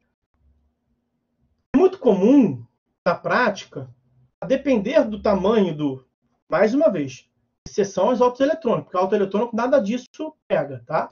É muito comum na prática, depender do tamanho dos autos, pelo bem, pelo mal, para não correr risco, pedir para tirar a cópia integral. Para fazer, dependendo da economia, manda tirar a cópia integral. Sobe tudo para o tribunal. Na petição informa, excelência, os autos estão xerocopiados na íntegra. Aí você não tem como deixar de observar essas cópias. Tá? Bom, então essas são as cópias tidas por cópias obrigatórias. Além dessas cópias obrigatórias, o inciso 3º, ele trata também das chamadas cópias facultativas. Facultativamente, pode o agravante juntar qualquer outra peça. O agravante reputar úteis. Essa provas supervenientes, que venham a comprovar a sua alegação. Ele nem juntou no processo originário ainda, mas que ele vai comprovar sua tese do recurso. Ele pode juntar os autos do agravo, instrumento, qualquer documento novo, de forma facultativa. Não é obrigatório. Aqui é facultativo. Obrigatório é que ele traga aqueles elementos do inciso 1º, para que o relator possa bem apreciar se a decisão proferida na instância originária deve ser reformada ou se ela deve ser invalidada. Agora, até agora nós vimos as cópias tidas por obrigatórias, incisos 1º e 2º. O segundo é quando a cópia obrigatória não existe, o senhor se lembra. E as cópias facultativas, e essa do inciso 3º. Acontece que o STJ criou uma outra categoria, que faz todo sentido, que são as chamadas cópias necessárias. Cópias necessárias ou cópias essenciais. O que compõe essa categoria? As cópias necessárias, como faltou um S ali, é pressa. Cópias necessárias ou cópias essenciais. São outras peças que são imprescindíveis para a compreensão da controvérsia e que não estejam como obrigatória no inciso 1º. Exemplo clássico. Você imagina que na decisão impugnada, na decisão agravada, o juiz diga assim: tendo em vista o que consta na certidão do oficial de justiça de folhas XYZ, concedo o que foi solicitado pelo autor ou pelo réu na petição de folhas tais. Você vai juntar as petições de folhas tais? Vai, porque o inciso 1º determinou. A petição que dá ensejo a decisão agravada. Vai juntar a decisão agravada? Vai, porque o inciso 1º determinou, obrigatoriamente. Vai juntar também a petição inicial, a contestação, a intimação daquela decisão, as procurações, do agravante do agravado. Tudo isso é obrigatório. E o que não tiver, você vai declarar que não tem. Agora, a lei não falou nada da certidão de folha XYZ do oficial de justiça. Só que naquela decisão, o juiz utilizou como um dos fundamentos o que consta da certidão. Como é que o relator vai conseguir apreciar se o juiz julgou bem ou mal se ele não vê o que tem naquela certidão? Então, esse, por uma questão lógica, é uma cópia que é imprescindível. E é a categoria que foi criada pelo STJ, chamada cópias necessárias. Você tem que trazer. É imprescindível. E realmente, o relator não tem como saber se a decisão merece reforma ou não, se o julgador caminhou bem ou não, sem trazer esse elemento. Porque foi utilizado aquele dado como uma fundamentação do julgado. Então, percebo, não é obrigatório. Não é obrigatório porque, formalmente, cópias obrigatórias é o que está no inciso 1º. Não está no inciso 1º de certidão de folha XYZ do oficial. Então, é importante isso.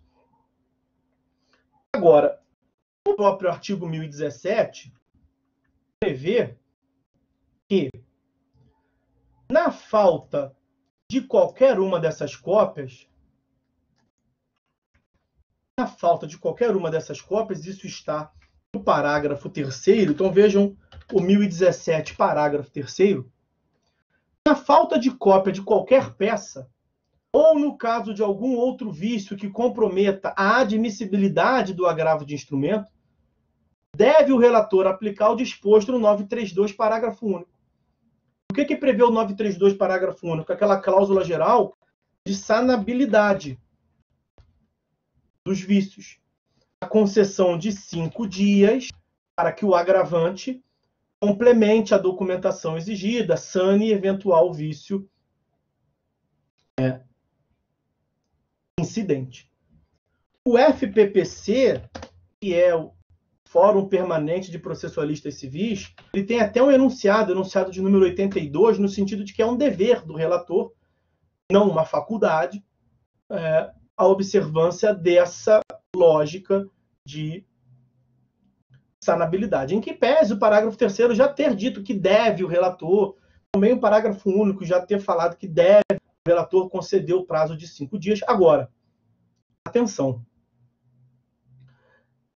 Os tribunais superiores, e eu já falei isso com os senhores, os tribunais superiores vêm entendendo como vício insanável a questão da tempestividade. Isso já é questão de longa data.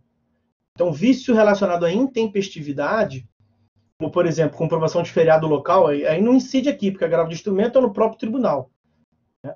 Mas vício de intempestividade, você não tem como corrigir. Como é que você vai... Se o vício o relator está reputando que o seu agravo de instrumento ele é intempestivo. Como é que você vai corrigir o vício de intempestividade? Então, o vício de intempestividade é uma exceção a essa ideia de sanabilidade por uma jurisprudência de longa data dos tribunais superiores. Não se admite corrigir vício de intempestividade. É daí que os senhores entendem por que professor de processo civil não admite receber prova depois do prazo estipulado. Bom, vamos seguir. Acho que para caminhar para o final, está acabando o nosso horário. Para caminhar para o final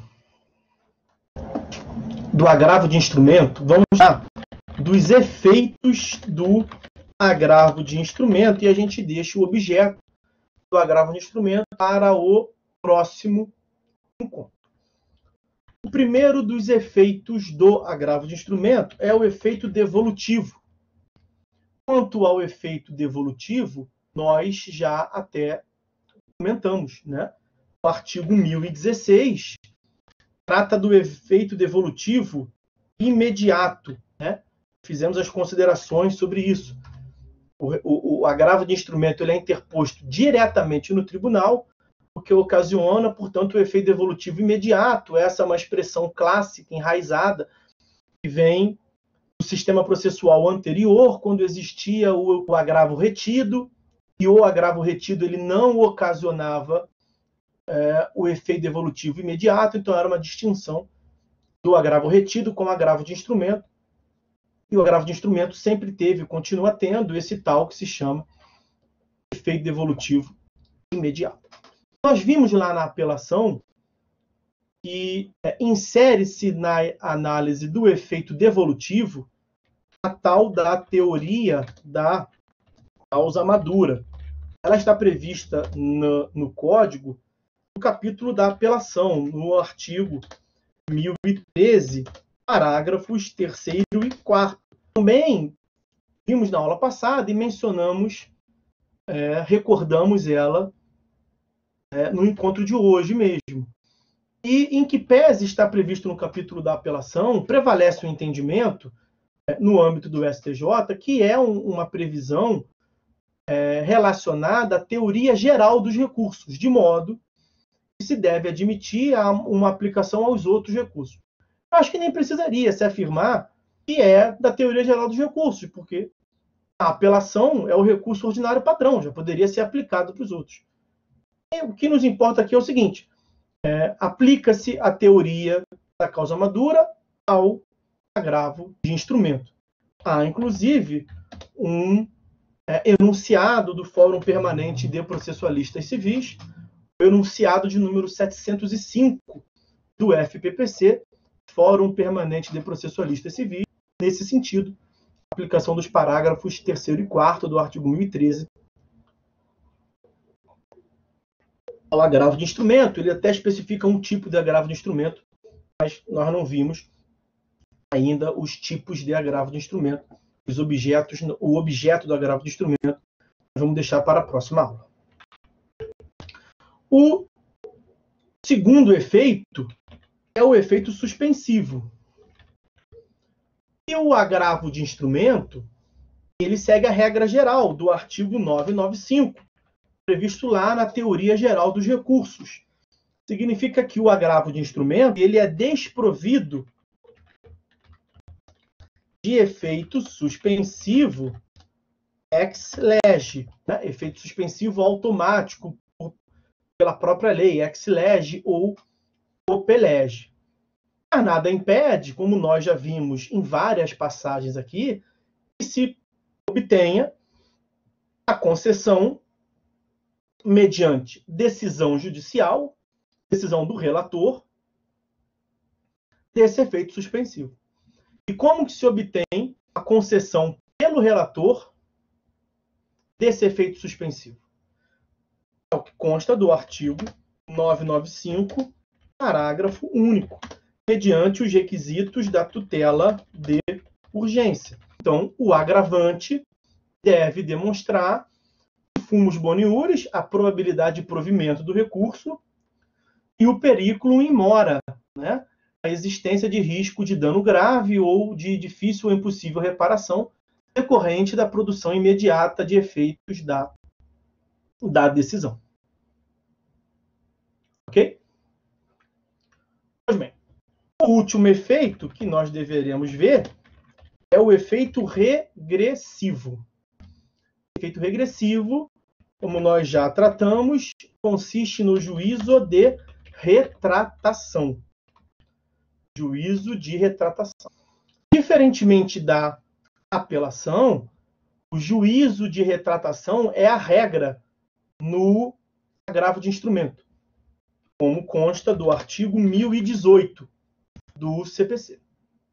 Acontece o seguinte: nós vimos que o agravo de instrumento ele é interposto diretamente no tribunal, efeito devolutivo imediato, como nós mencionamos aqui. Artigo 1016. Para que o juízo que proferiu a decisão impugnada, a decisão interlocutória, possa se retratar, é necessário que ele, juízo de primeiro grau, portanto, tenha conhecimento da interposição daquele recurso. Como é que ele vai ter ciência da interposição do agravo de instrumento? E aí vai depender se os autos são eletrônicos. Se os autos são eletrônicos, os senhores devem imaginar que é o próprio sistema quem avisa, ou se os autos não são eletrônicos. As pessoas dizem autos físicos, né, como contraposição aos autos eletrônicos. Acontece que a eletrônica faz parte da física. Eu fico tentando me policiar por isso, mas é chatice. Autos físicos como autos não eletrônicos, ok. Então, sendo os autos eletrônicos, a questão fica facilitada. Porque quando a parte interpõe o agravo de instrumento em autos eletrônicos, o próprio sistema avisa para o juízo de piso. Abre um pop-up. Excelência, agravaram de uma decisão sua. Vê aí se vai querer exercer o juízo de retratação. O próprio sistema comunica. Então perceba que o artigo 1018 vai dizer o seguinte, no caput. 1018. Juízo de retratação. O agravante poderá requerer a juntada aos autos do processo de cópia da petição do agravo de instrumento, cópia do comprovante de sua interposição, cópia da relação dos documentos que instruíram o recurso. Não é um dever dele, não é uma obrigação. Ele pode fazer, não pode não fazer, tanto faz. Por quê? Porque pouco importa se ele vai provocar o juiz para o juízo de retratação ou não. O sistema vai fazer. A lógica é essa.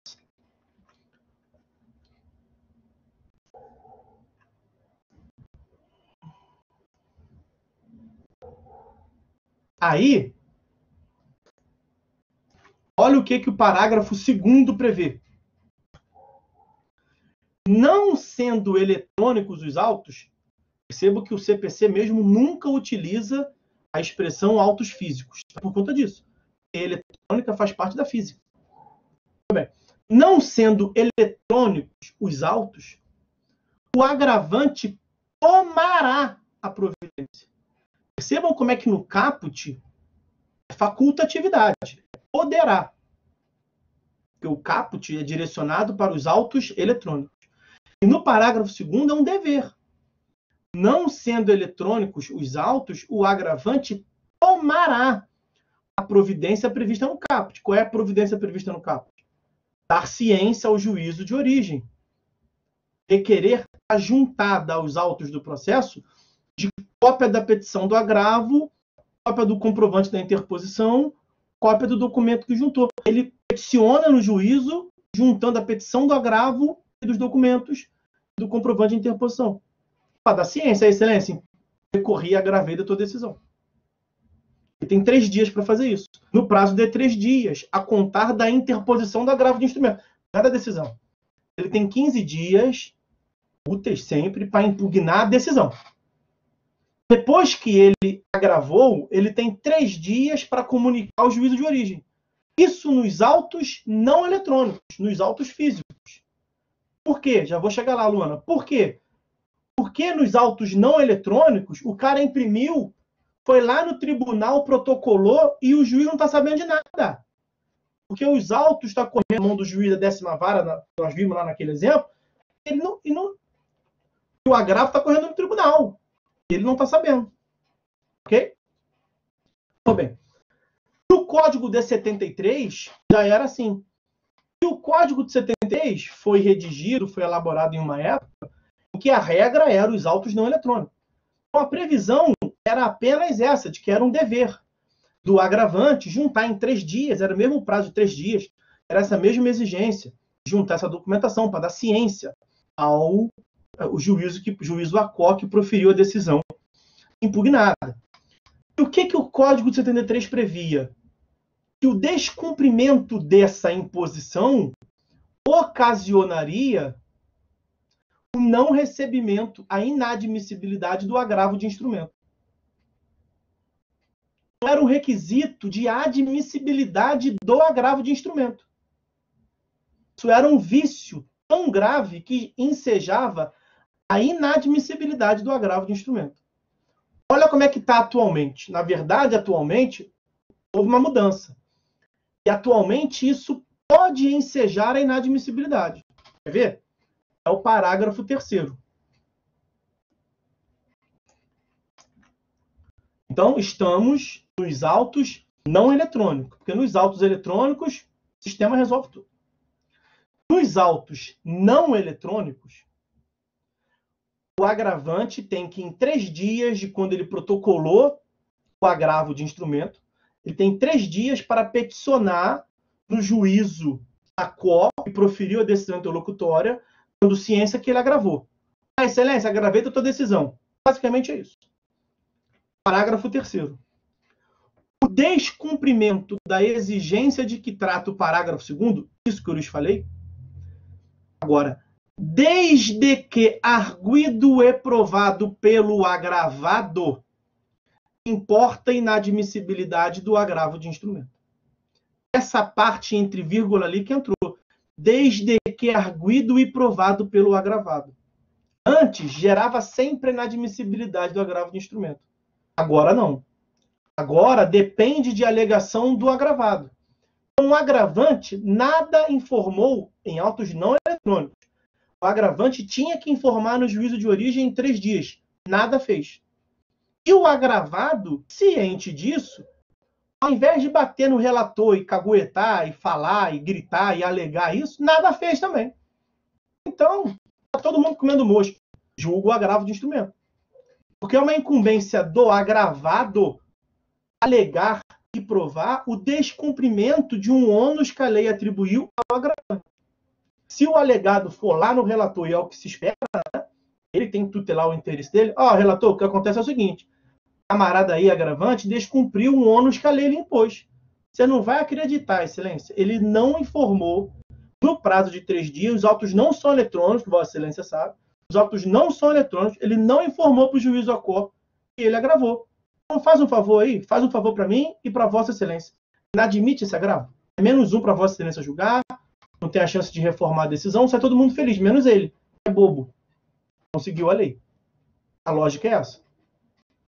Ok? A lei não prevê. Isso é um detalhe. A lei não prevê. A lei não prevê qual é o prazo. Prevalece o entendimento que é no prazo das contrarrazões. Porque as contrarrazões do agravo se dá no prazo de 15 dias. Né? No prazo de 15 dias do agravado, o Edilando pergunta, quanto tempo tem um agravado? Ótima pergunta. A lei não prevê. Prevalece o entendimento que é no prazo das contrarrazões, que é o prazo que o agravado tem para se manifestar da interposição do agravo de instrumento. Ok? Pois bem. Então, se nos autos não eletrônicos, se não for cumprida essa determinação de ciência do juízo ACOR, pode ser que o agravo de instrumento nem avance para o seu conhecimento, para a admissibilidade, e como o juízo de piso não teve conhecimento da interposição do agravo, ele não vai ter como se retratar.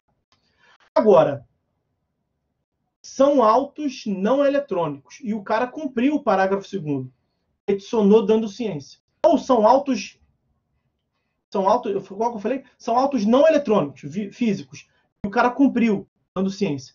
Ou são autos eletrônicos, e o próprio sistema informou, ou ele também peticionou, ele poderá peticionar. Ele peticionou. Pouco importa. O juiz teve ciência da interposição do agravo. O que consiste aí o efeito regressivo? É a possibilidade do juízo de retratação. O juiz tendo ciência, o juiz vai se manifestar se ele mantém a decisão agravada ou se ele exerce o juízo de retratação e volta atrás, né? Ele pode desdizer o que ele disse. E aí vejam o que o parágrafo 1º do próprio 1018 nos diz. Se o juiz comunicar que reformou inteiramente a decisão, o relator considerará prejudicado o agravo de instrumento. Ele perde o objeto. Isso é um caso clássico em que o agravo de instrumento perde o objeto. Artigo 932, inciso 3º do CPC. O agravo de instrumento impugnava uma decisão X, mas a decisão no sentido X foi revertida, porque o juiz retratou. Então ele não tem mais, ela não existe mais. Então o relator vai se manifestar no sentido, o relator do agravo de instrumento, no sentido de que perdeu o objeto e que está prejudicado o julgamento daquele agravo de instrumento. E aí, para a gente concluir todo o estudo do agravo de instrumento que não seja o objeto, propriamente dito, vamos ver o procedimento. Coisa muito simples, na verdade, é um grande faz de conta da lei.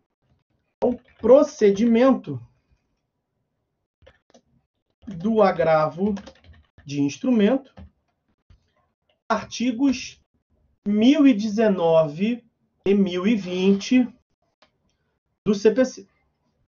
Bom, uma vez recebido o agravo de instrumento no tribunal, ele é diretamente interposto no tribunal, ele será imediatamente distribuído a uma Câmara e a um relator, como nós já vimos no capítulo próprio, no tópico específico aqui do procedimento recursal. O relator, ele vai se manifestar a respeito da admissibilidade. 932, inciso 3º. Ele vai se manifestar, ele vai analisar também se é a hipótese de sua manifestação isolada, monocrática. 932, inciso 4º e inciso 5º. Não sendo o caso de inadmissibilidade, então ele admitiu o recurso. Não sendo o caso de decisão monocrática, não aplicou os incisos 4º e 5º, ele avança para o 1019. Recebido o agravo de instrumento no tribunal e distribuído imediatamente. Se não for o caso de aplicação do 932, incisos 3º e 4º, o relator poderá, no prazo de 5 dias, o relator, no prazo de 5 dias, poderá atribuir efeito suspensivo ao recurso, como nós já falamos aqui, ou deferir em antecipação de tutela, total ou parcialmente, a pretensão recursal, comunicando ao juiz sua decisão. É o tipo de tutela provisória, uma antecipação de tutela em sede recursal. A antecipação de tutela em sede recursal, isso que a segunda parte do inciso 1º diz ali, é o que se chama de efeito suspensivo ativo. A antecipação de tutela em grau recursal, na prática, é chamado de efeito suspensivo ativo. Nossa segunda parte ali, significa que o tribunal, o relator poderá atribuir efeito suspensivo ao recurso ou do deferir em diante ou efeito suspensivo ativo. O efeito suspensivo clássico é suspender os efeitos da decisão. O efeito suspensivo ativo é julgar antecipadamente o recurso. Tutela antecipada em grau recursal. Inciso 2º, o relator ordena a intimação do agravado, pelas modalidades que nos comporta aqui, para que responda no prazo de 15 dias, facultando-lhe juntar documentação que entender necessária ao julgamento do recurso. Aqui é uma questão de isonomia. Né? Isonomia no prazo, 15 dias, e isonomia na juntada de documentação que entender necessária. Os senhores se lembram que o Código já tinha dito isso em relação ao agravante no artigo 1017, inciso 3º. Quer ver? Vejam se lembram. 1017, inciso 3º. O agravante pode, facultativamente, ao formar o instrumento, juntar outras peças que o agravante reputar úteis. Então, em relação ao agravado, quando é intimado para apresentar as contrarrazões, ele vai dizer algo parecido. Inciso 3º, vai determinar a intimação do Ministério Público, preferencialmente por meio eletrônico, quando for o caso de sua intervenção.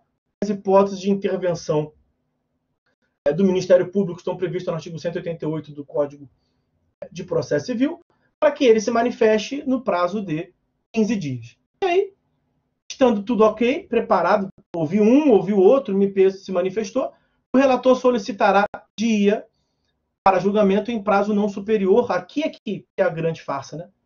Em prazo não superior a 1 mês da intimação do agravado. Claro que a finalidade dessa previsão é uma meta a ser alcançada, né? Um estado ideal de coisas, a lógica é que os agravos de instrumento têm uma certa prioridade. Mas é claro que é um prazo impróprio. Não há nulidade nenhuma se seja desrespeitado e costumeiramente o é. Né?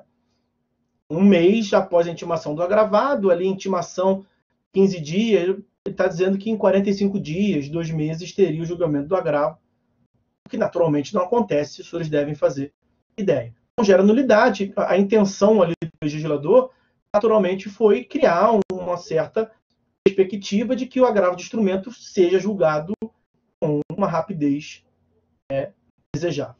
Tá? Bom, então esse é o procedimento do agravo de instrumento. A gente analisa, com isso a gente analisou tudo a respeito do agravo de instrumento, tirando o objeto, que é uma parte mais importante a respeito do agravo de instrumento, vamos deixar propositadamente para começar o próximo encontro. Vamos ficando por aqui. A gente começa, então, como dito e repetido, o próximo encontro tratando do 1015, e algo muito importante. Deve ter, eu confesso que não lembro, fiz várias provas e fiz várias coisas nesse final de semana, mas deve ter umas 2 ou 3 ou 4 questões sobre o agravo de instrumento, porque é algo muito importante. Tá? Bom, pessoal, então, tá bom por hoje. Fiquem todos os senhores com Deus. Até uma próxima. Bom final de semana. Fiquem todos com Deus. Até a próxima.